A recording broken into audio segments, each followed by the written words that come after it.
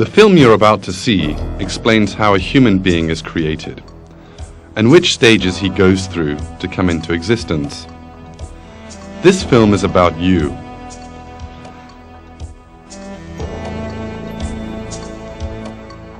Let us now take a brief trip in time and go back to the past. Let us study an extraordinary story, one full of miracles. Let us see what a human being once was.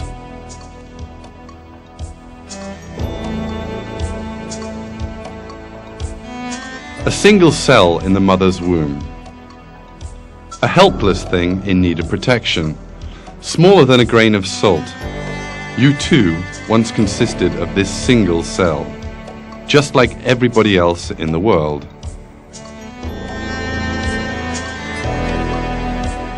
And then this cell divided, becoming 2 cells. Then they divided and became 4, then 8, and then 16 cells. The cells continued dividing. First a piece of flesh emerged, then this piece of flesh took shape. It developed arms, legs, eyes. It grew 100 billion times larger than the initial cell and 6 billion times heavier.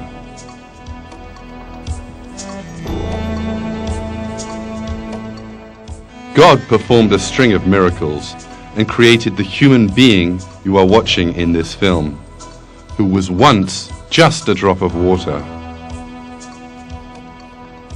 He revealed to man how he created him in the Quran in these words.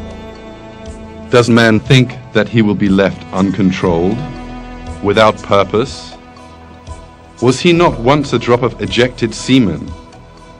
Then he became a clot. So he created and fashioned him and made him into 2 sexes, male and female. Is he who does this not able to bring the dead to life?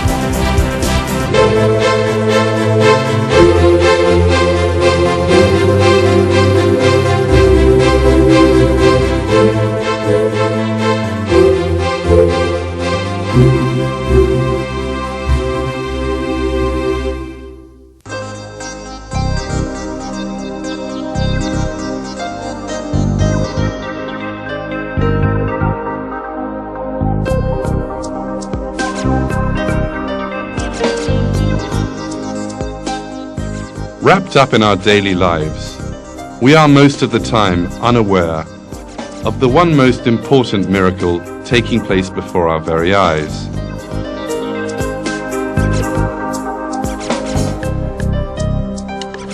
This miracle is the miracle of creation in human beings. The first miracle of creation begins in a woman's body, in the organ called the ovary, with the maturing of a single egg cell.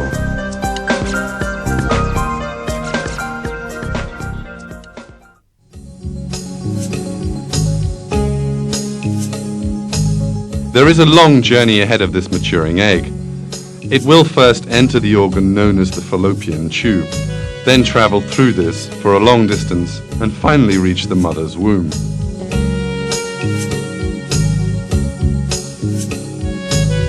Shortly before the mature egg is released from the ovary, the fallopian tube gets ready to catch it. With sensitive movements, it tries to locate this egg cell on top of the ovary.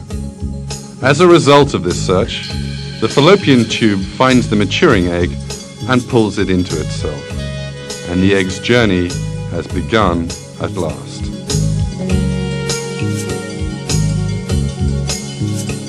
The egg is obliged to travel the whole of the fallopian tube, but it has no organelles to help it to do this, no fins or feet, for instance. For this reason, a special system has been created for the egg's journey.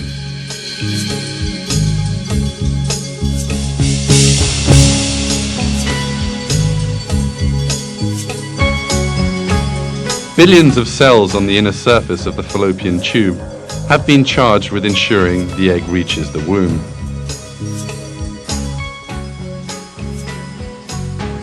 These cells position the tiny hairs on their surface, called cilia, so that they lie in the direction of the womb. In this way, they send the egg cell in the correct direction, as if passing a very valuable item from one hand to the next.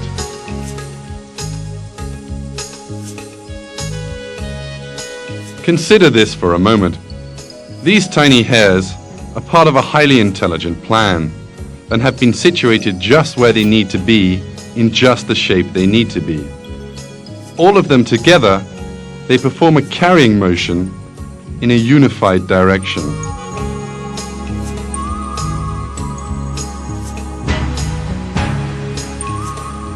If one part of these cells did not carry out their function, or if they performed their function in different directions, the egg would not reach its target and birth could not take place.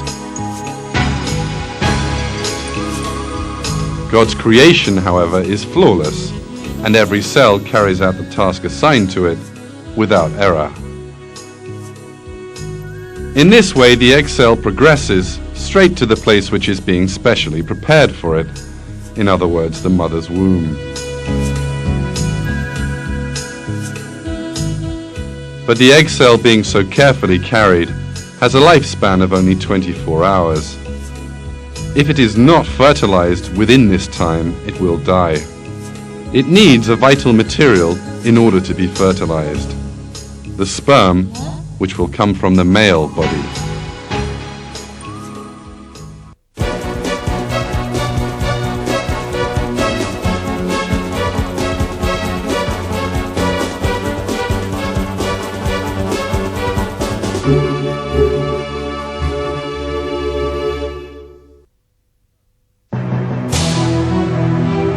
A sperm is in fact a cell, the function of which is to convey the genetic data of the male to the egg cell in the woman's body. When it is examined closely, sperm looks just like a machine specially designed to carry this load. The front of the sperm is covered with armor. There is another layer of armor under the first, and under this second layer lies the cargo carried by the sperm. In this cargo are 23 chromosomes belonging to the male. All the information concerning the human body, right down to the finest detail, is carried inside the chromosomes. In order for a new human being to emerge, the 23 chromosomes in the sperm have to unite with the 23 chromosomes inside the mother's egg cell. In this way, the first foundations of a person's 46 chromosomes will be laid. The armor system at the head of the sperm will protect this valuable cargo from all danger right through its journey. But the design in sperm is not limited to this. There is a very powerful engine in the middle of the sperm. The end of the engine is connected to the tail of the sperm. The power produced by the engine turns the tail like a propeller and enables the sperm to move swiftly. Since there is an engine in the middle, it will need fuel to make it work. This need has been thought of, and the most productive fuel for the engine, fructose, has been placed in the liquid surrounding the sperm.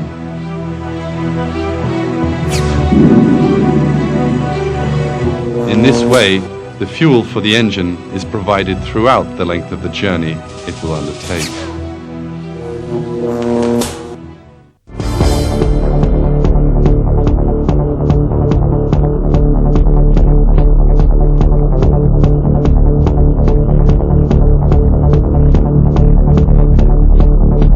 Thanks to this perfect design, the sperms head rapidly straight for the egg cell.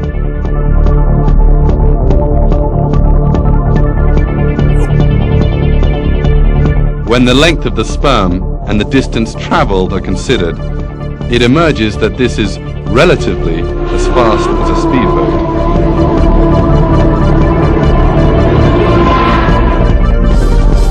The production of these miraculous engines is carried out in a most expert manner.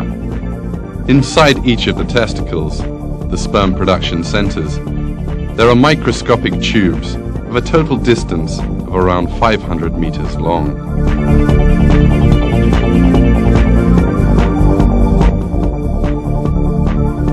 The production inside these tiny tubes works just like the conveyor belt assembly system inside a modern factory.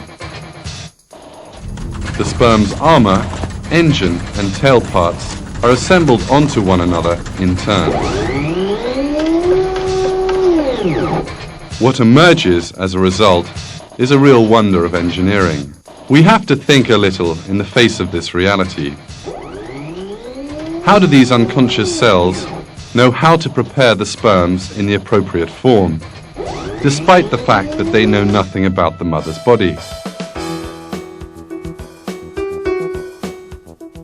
How have they learned to make the armor, engine, and tail that the sperm will need in the mother's body?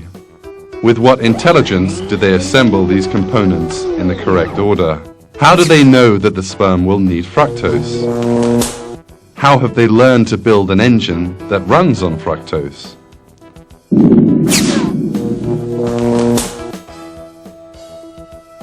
There is but one answer to all of these questions. The sperms and the seminal fluid that they are placed in were specifically created by God for the continuation of the human race. Pusule gelmiş olması gerekir. Halbuki şöyle bir düşünürseniz, sperma hücreleri baba organizmasında yapılmaktadır. Görevleri ise anne organizmasında husule gelmektedir. Ve dünya kurulalı beri, yani insanlık aleminin tarihinde hiçbir sperma yaptığı görevden sonra, anne organizmasındaki görevinden sonra baba organizmasına tekrar dönüp kendisini yapan hücrelere neler yaptığını, hangi güçlüklerle karşılaştığını, görevinin ne olduğunu söylemek imkanına sahip değildir. O halde nasıl oluyor da sperma hücresi organizmada mevcut binlerce çeşit hücreden çok çok ayrı bir yapıya sahiptir? Sperma hücresi nereden babadan aldığı genetik yükü ileride hayat vereceği bir organizmaya götüreceğini biliyor ki başında, önünde bir zırh taşımaktadır. Sperma hücresi ileride bir hücrenin zarını delmek gerekeceğini nereden biliyor ki zırhın arkasına yerleştirilmiş bir takım kimyasal silahları birlikte götürüyor? İşte görüyorsunuz, sperma hücresinin bütün bu yapısını, yaptığı görevleri, üstlendiği olayları tesadüfen olması, tesadüfen yapması, hatta bilerek tekrar ede yapması mümkün değildir. Burada Allah'ın, yaratıcının kendisini nasıl görevlendirdiğini ve bu görevi nasıl mükemmel şekilde ifade ettiğinin en açık belirtisidir. This wonderful planning in the design of sperm is in itself a miracle of creation. In fact, God draws special attention in the Quran to the creation of the seminal fluid in which the sperms exist.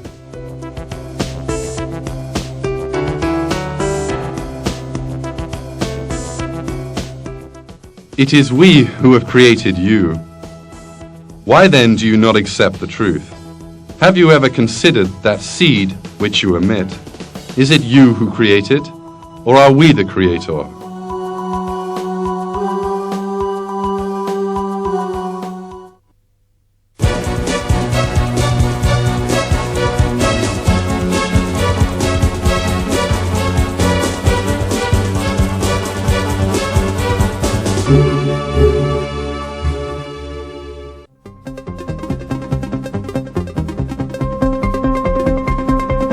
Some 250 million sperms at a time are sent to the mother's womb. This number is deliberately kept high because as soon as the sperms enter the mother's body, they find themselves facing lethal dangers.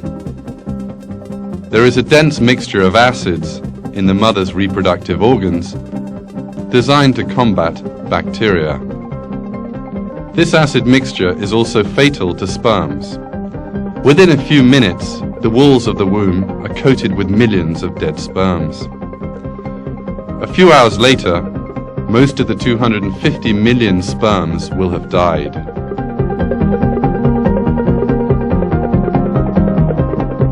This acid compound, which is most important for the mother's health, is so powerful that it can comfortably destroy all the sperms that enter the womb. In that event, fertilization could not take place, and the human race would come to an end. But God, who created the sperms, has also created precautions against the dangers that they will face in the mother's womb.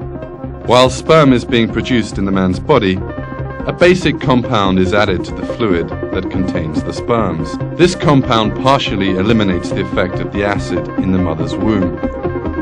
Thanks to this, a number of sperms pass the mother's womb and manage to reach the entrance to the fallopian tube.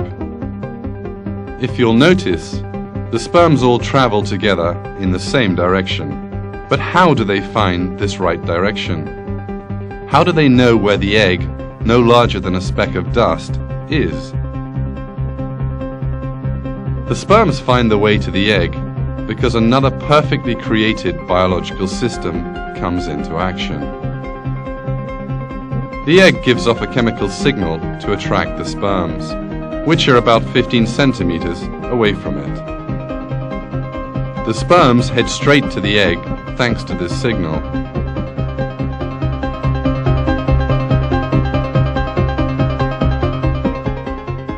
In short, the egg cell, which knows nothing about the sperms and has never come into contact with them before, calls them to it. Two cells, perfect strangers to one another, engage in communication. This reality is another proof that egg and sperm are created in the most ideal form for each other.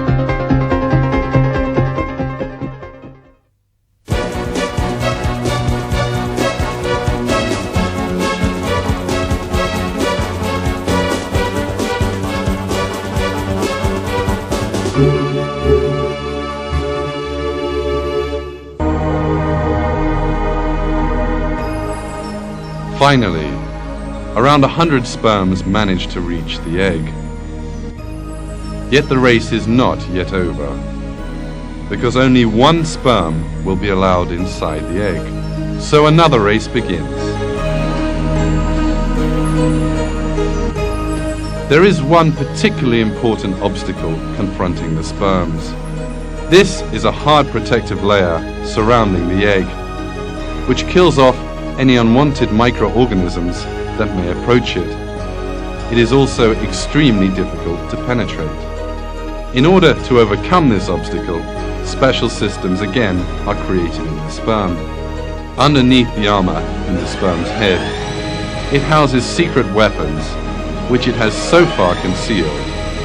These are tiny dissolving enzyme sacs. These little sacs make a hole in the protective layer by dissolving it, and the sperms can then enter this layer.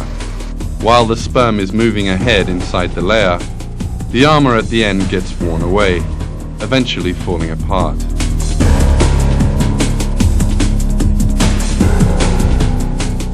The falling apart of the armor is part of the perfectly functioning plan, because thanks to this, the second set of enzyme sacs inside the sperm can emerge. These enable the sperm to overcome the last obstacle facing it, in other words, the piercing of the eggshell.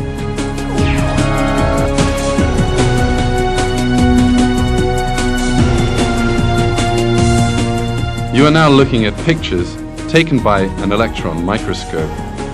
The sperm has red-colored armor. This armor melts away and the sperm enters the egg through its shell.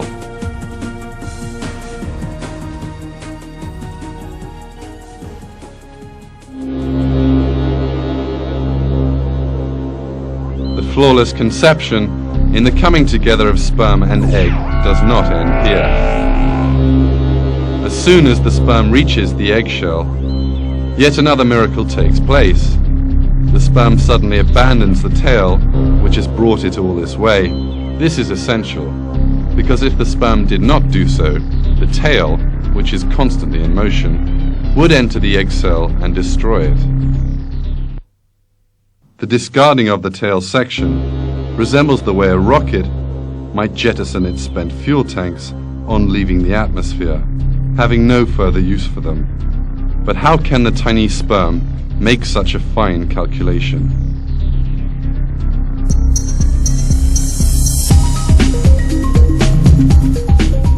In order for the sperm to be able to make this calculation, it has to know that it has come to the end of its journey and therefore has no further need for its tail.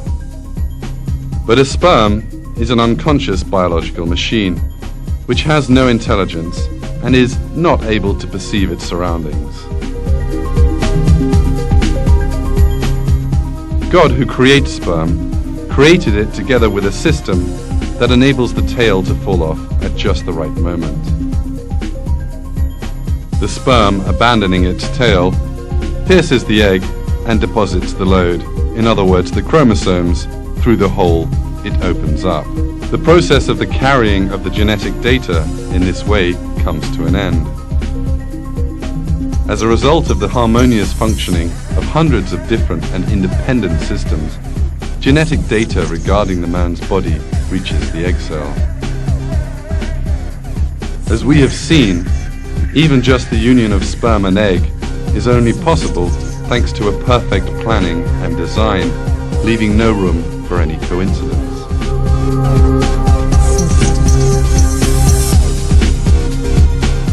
Even if people are not aware of it, the intelligence and planning seen in every part of these events are clear proofs that human beings are created by God.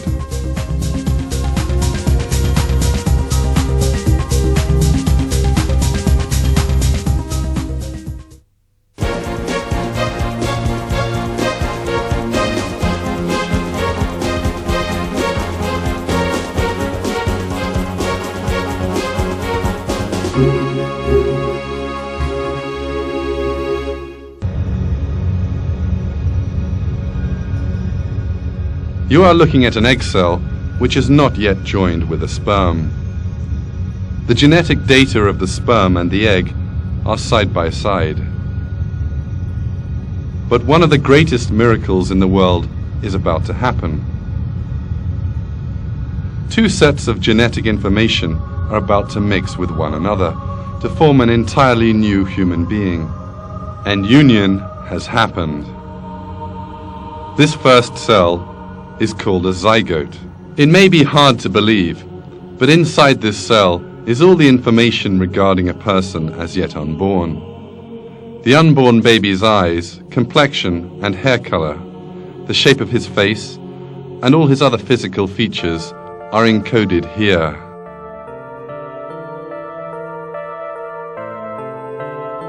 And it's not just his appearance, but also his skeleton, internal organs, skin, veins, and even the shape and number of the blood cells circulating in those veins, and all the other details of his body that are determined here. Everything is determined and written in this cell, from a person's features at age 7 to his features at age 70.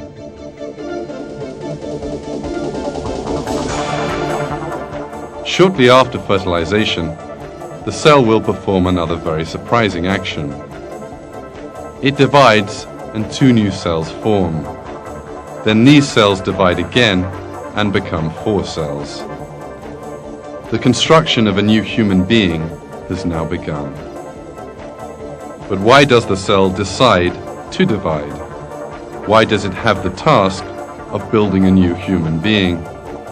Who gave the cell the knowledge to build a new person? These questions lead us to the existence of God, possessor of infinite intelligence and power, who created us, the world, the human being in that world, the cell in that human being, and the entire universe around it.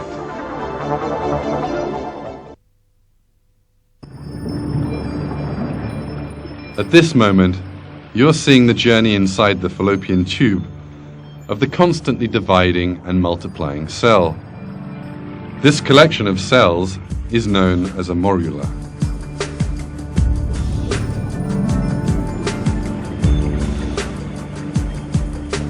As the cell cluster divides and multiplies, another astonishing thing happens. Some cells start to grow different to others. The old cells gather in the center, and these are surrounded with the new cells, which are growing into a different kind of cell. A short time later, the group of cells in the center will form the embryo. In other words, the first cells of the baby to be born. And the group of cells around these will form the placenta, which will nourish the embryo. Cells beginning to grow different from one another and deciding to form the embryo or the placenta is accepted by the world of science as a great miracle. There is a secret order which makes these cells do this.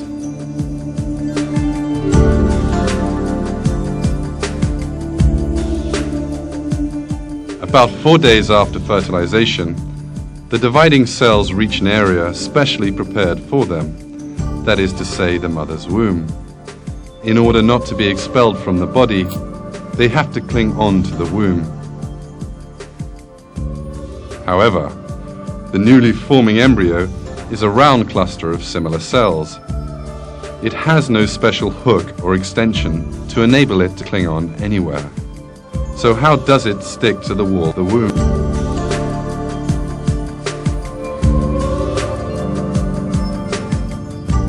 This too has been taken into account.